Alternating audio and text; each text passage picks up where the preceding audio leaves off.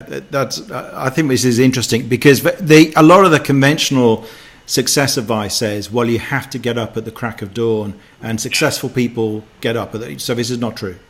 No.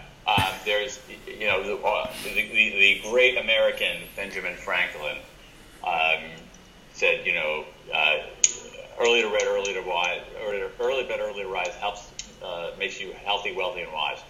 Nope. Wow. It depends on what works for you, and this is really the key. What we have to think about is that during the day, human beings tend to move through the day in three stages: a peak, a trough, a recovery. Yeah. Now, most of us, about 80% of us, 75-80% of us, move through in that order: a peak early in the day, a trough in the middle of the day, and then a recovery later in the day. But owls are different. Owls are different, and they're much more complicated. And the thing about owls is that owls tend to hit their peak late afternoon, well into the evening.